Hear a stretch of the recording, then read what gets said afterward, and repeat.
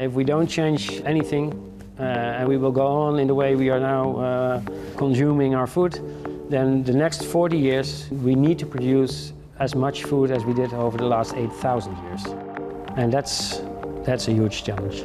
This week, by 2050, there are going to be almost 10 billion people on the planet who will need more food to match. From innovation, I'm about to be one of the world's first commercial customers for lab-grown meat. to making the most of our existing resources. I'm going to try grasshoppers. We look at some of the possible solutions to sustainably feeding the world. I'm Anne-Marie Hordern, and this is Bloomberg Green.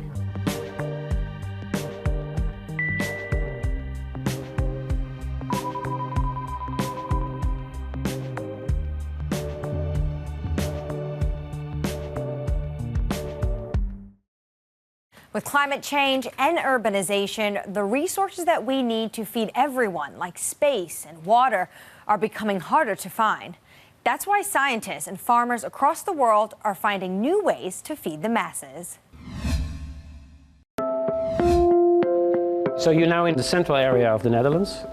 And within this area, we have many different institutes and industries that are focusing on the big challenges in food. We like to study things in nature, try to learn from things in nature, and try to transfer this into solutions that can improve the quality of life of humankind. Wageningen University is known as the Silicon Valley of agriculture. Students and researchers from more than 100 countries work here in vast greenhouses and labs to determine the future of our food and how we'll grow it. The Green Revolution in the 20th century started by a guy named Borlaug, and he was a plant breeder. And what I like about the story is that the guy got the Nobel Prize for peace, not for science, but for peace. And the reason was that he came up with new cultivars of wheat that were able to produce more per plant, and in that way he could offer a solution for the hunger that was quite important at that time in Asia and in Africa. The bad thing was, of course, that these new cultivars also needed a lot of fertilizers, a lot of pesticides.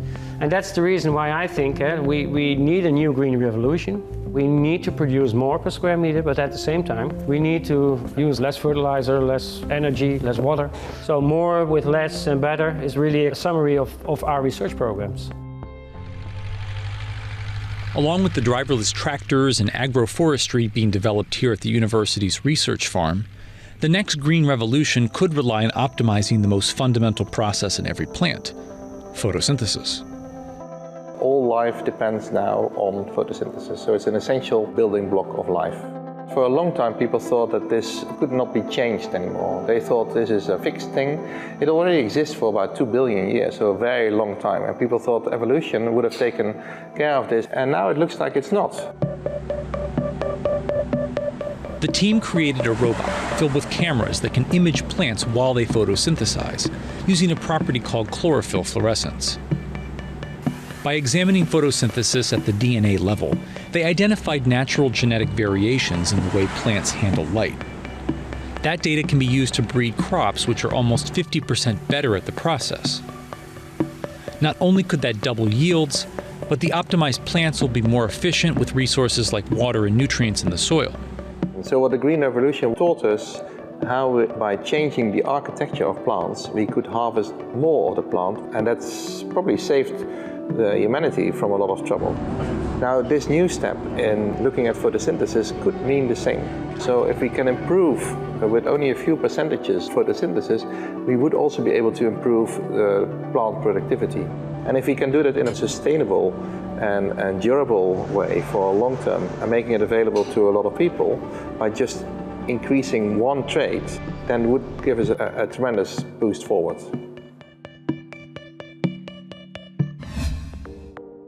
Coming up, the long shadow of livestock. Farm animals are one of the biggest contributors to greenhouse gas emissions. But what if there's a way to cut out the carbon when it comes to eating meat? This is Bloomberg Green.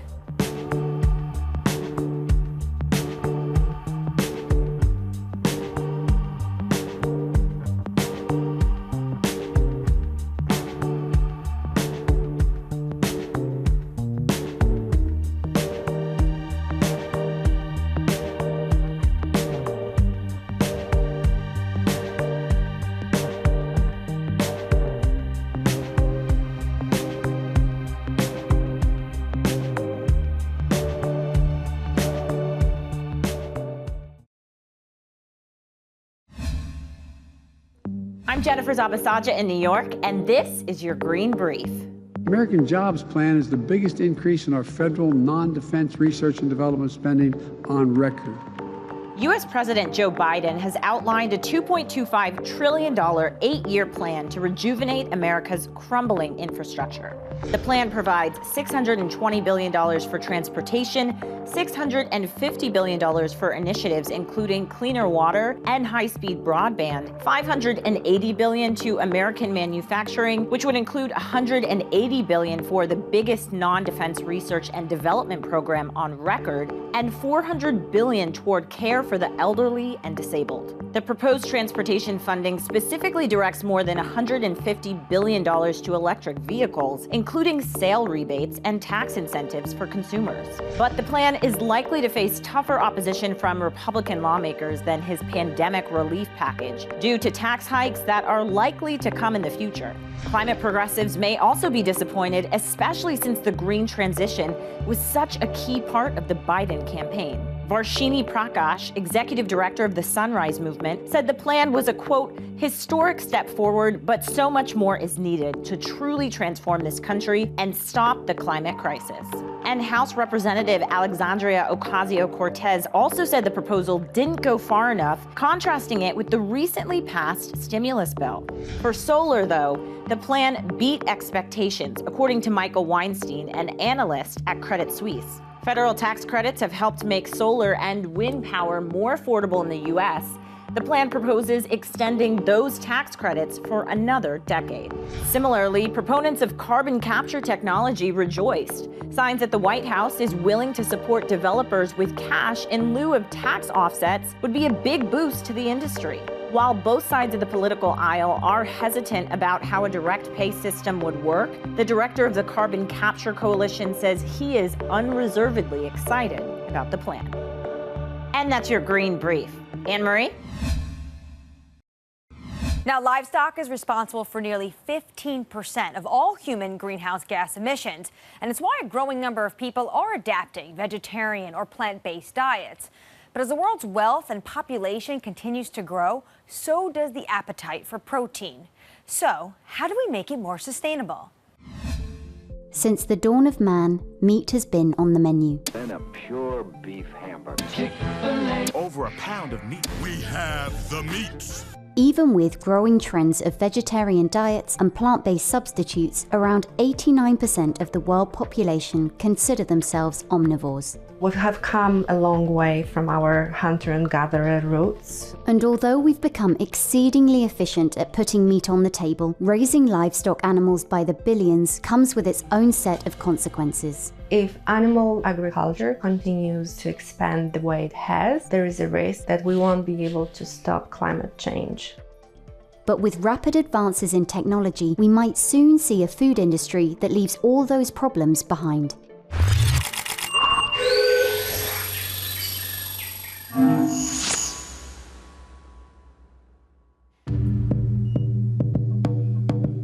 I'm about to be one of the world's first commercial customers for lab-grown meat, cultured meat. It's Eat Just as the company, and I'm very, very excited. Here is the chicken. Looks pretty crispy outside. It's really good. I mean, look, it's really tasty. Here at 1880 in Singapore, cultured chicken is being served under a regulatory approval granted by the Singaporean government. It's the very first time a cultured meat product, meat made from animal cells grown in a lab, has been approved for commercial sale. Eat Just, the company behind these chicken nugget-style dishes, is based out of San Francisco and got their start in 2011 developing plant-based egg substitutes like mung bean scrambled eggs and mayonnaise. But it wasn't until 2017 that they announced they were shifting focus to a cultured meat product. The way that we grow and produce cultured chicken is essentially we isolate chicken cells from chickens without having to kill them. So from a small biopsy, for instance, we immerse these cells in a liquid broth that contains the nutrients that the cells need to survive and be healthy and to grow. We really need these cells to multiply to reach the numbers that are sufficient to make a meat product. We're looking into the cells that are really important for meat. So we think about muscle cells, fat cells. By that isolation, we are able to form those muscle tissues in culture. The culture happens inside of a fermentation tank, what we call the bioreactor, which is essentially providing the same conditions as the animal body. Warm temperatures, some sort of mechanical stimulation, so that the cells are exposed to very similar conditions that they have inside of the animal. After the cells proliferate and reach a certain density, the final step is essentially to separate those cells from the liquid broth that they are in. We just make sure that the product meets our quality and safety standards, and then those cells are ready for consumption. Milk, cheese, yogurt, a lot of those derive from fermentations. The only difference is that they're starting from a different cell type. In this case, we're just using the animal cells as the initial and beginning of the product. Eat Just has developed chicken nuggets so far, with far more textured chicken breasts planned for the future. But another cell-based meat startup, Memphis Meats, has already started working on culturing other animal cells as well. We've done beef, we've done duck, we've done chicken. And these are things that are favorites in various parts of the world. For instance, people in America love beef and chicken. People in China love duck. So we wanted to show that we at Memphis Meats can produce meats that we as a global population love to eat. There's a lot of similarity on how we grow the meats from various animals or fish. But they're also different because of nutrients they need and how they actually come together to form the final product, the meat. And I think it's very similar to how we also grow various animals. There's similarities in the feed that we give cows and pigs and chickens, but there's also differences how we cultivate, and it's very similar for us as well. So we've been working with the FDA and the USDA for the last 3 years and really developing the guidelines on how this food should be regulated when we come to the market. As soon as we get regulatory approval in the United States, people will be able to go to their supermarket and buy it and enjoy it. They'll be able to go to a restaurant near them and order meat directly from animal cells. So here is a close-up of a half-eaten crispy chicken bite. You know what? What I'm really thinking is, I'm eating chicken. I like chicken. The normal chickens I eat, I don't know where they came from. And so I don't know why I should be very stressed where this came from either. The meat market is worth more than $1 trillion annually, and there are over 60 startups in the cultured meat field. Cultured meat has attracted several prominent investors, including Sergey Brin, Richard Branson, and Bill Gates. What is also interesting is that even meat giants such as Cargill and Tyson have invested in the space. It's this disruptive potential of the market, as well as the promise to greatly reduce the climate impact of meat production that has attracted investors. It remains to be seen who will get regulatory approval in which countries, and whether consumers will like lab-grown meat enough to make the switch. And while there's no evidence that lab-grown meat is any less healthy than traditional meat, there's an ongoing debate over how healthy eating meat is in general. But if these products are a success, they could be the beginning of a more humane, less destructive meat industry. The food and ag industry is the most innovative industry in the world. It's always figured out how to feed a growing population, and we've never failed doing so. And it's been very clear to us that we are part of that, and we're going to figure out how to feed the next 3 billion people joining us. And I just see an evolution. Coming up, insects on the dinner table? A viable solution or a dire sign of the times? We look into the role that insect protein might play in food chains of the future.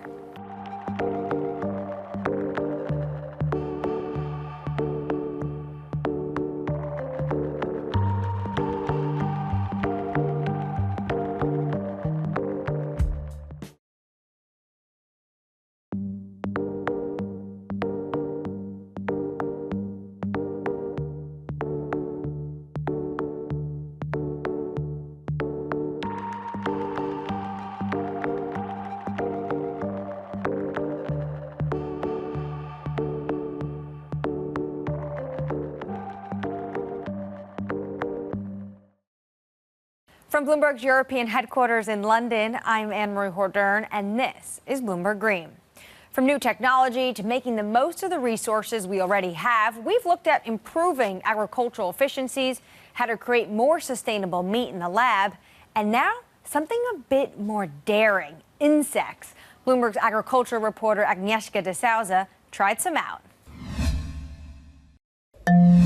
Hello. They must be dead, but they're moving. So the head is actually crunchy.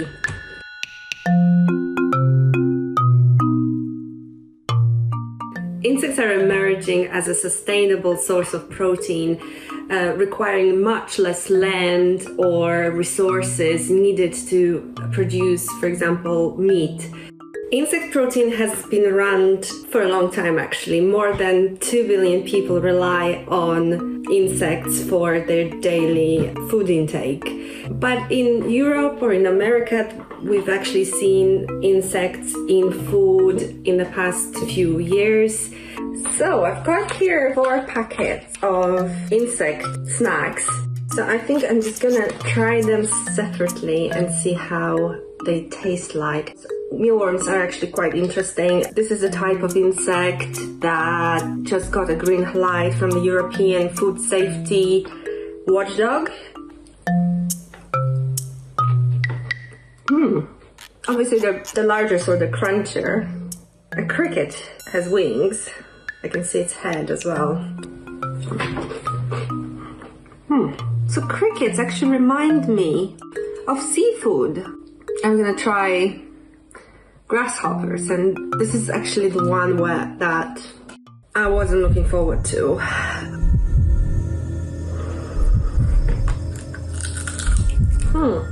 They're pretty dry. Especially, they're actually quite spiky. I mean, the wings. The insect protein market is projected to grow tenfold in the next 5 years to about $4 billion. So far, it's the animal feed application that has shown the biggest growth. Let's listen to what some insects producers have to say about the business. Hello, my name is Kees Aerts and I'm the founder and CEO of Protix. Protix is a Dutch company that operates Europe's biggest insect farm. We produce insect-based nutrition for all participants in the food system. So protein meals for fish, for chicken, for animals, for pet food, but for instance also protein derivatives and oils for the human food. And we can upgrade food waste by feeding it to insects, processing the insect into a protein meal, and feeding that again to fish, chicken, and other animals. And this way we create a very sustainable, low footprint food system for us to enjoy. We have 15,000 square meter of full-on robotized technology, sensor-based feedback control systems. We can produce over 10,000 tons of protein per hectare per year. French startup InnovaFeed is partnering with agriculture trader ADM to build an insect protein factory in Illinois, which it says will be the world's largest. We wanted to bring scale in this insect industry in order to achieve impact, to make a real change in the sustainability of our food chain. The capacity of the plant is 15,000 tons of insect protein per year. And that's only a drop in the ocean in terms of global need. The aquafeed market itself only represents 100 million tons of feed each year. There's still a lot of room for deploying globally this technology and model. In terms of using insects in food, we still need to wait for the market to pick up. And we believe that our perception of insect products could be very different in 10 years from now than it is today. Consumers more and more are looking for objective arguments that deliver them a story that what they consume and how they fulfill their need reduces their net footprint on the environment. And insect-based nutrition actually fits in very, very well.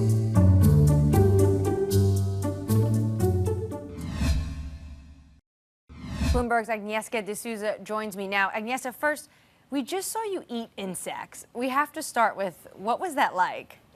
Well, actually, I guess the point is that we grow up with our different dietary habits. And once you kind of pass that and just focus on the actual product and just forget about this overcome the ick factor, you can actually appreciate the complexity of flavors in Okay, interesting. Yeah. So you have to get over the ick factor first. Yes. So the whole point of you eating those worms was because the population is going to be growing, and at some point it's going to be very hard to feed the world in a sustainable manner. So starting small, how could insects be a part of that solution? Yeah, that's right. Like we're going to need a lot of different solutions in order to feed the planet in the future. And insects promise to bring lots of protein in, and they promise to do it at a very low carbon footprint and using a fraction of resources. And what part of that supply chain, insects are so tiny, what part of the supply chain is going to be the hardest to fight? Yeah, indeed. We're looking at the future of protein. I mean, protein is an essential component of our daily diets. And so far, we get our protein from meat, which, as we know, is quite damaging to the environment. It accounts for livestock production, accounts for 14.5% of global greenhouse gas emissions. It's also the primary cause of deforestation. So we're going to have to do something about it. And that's why we're looking for solutions. So when you look at the solutions, you're looking at some of the big names like Nestle and Cargill, but also the startups. What's viable? Like, what do you see out there that could really work? Well, luckily there's been a range of different solutions being explored. I mean, first and foremost, the one that really comes forward is plant-based proteins. You know, just think about fake burgers, chicken nuggets, you know, the rise of veganism, and that's pretty much has gone from niche to the mainstream. So you see, you know, all the global food giants and fast food companies kind of jumping on the bandwagon here. What would success look like for these technologies you're looking at in these companies, these startup companies? So you need to meet a number of criteria in order to actually make them mainstream. One thing is you have to scale up the technology. So, you know, you need to produce large quantities of this food, and then as a result, you need to bring the prices down. So you want to bring the price in the case of alternative proteins, so for example, competing with meat, you want to make the price as low as possible. And then ultimately, and that is very important, and it comes down to taste, because the consumer is not going to buy food that doesn't taste right. So, you know, in that sense, you know, you need to make sure that the texture, the flavor is just there. So in a way, looking at all those technologies, plant-based foods seems to be winning the race right now. Bloomberg's Agnieszka de Souza, thank you so much for your time. That does it for this week's edition, but follow us on Twitter @Climate. I'm Anne Marie Hordern, and this is Bloomberg Green.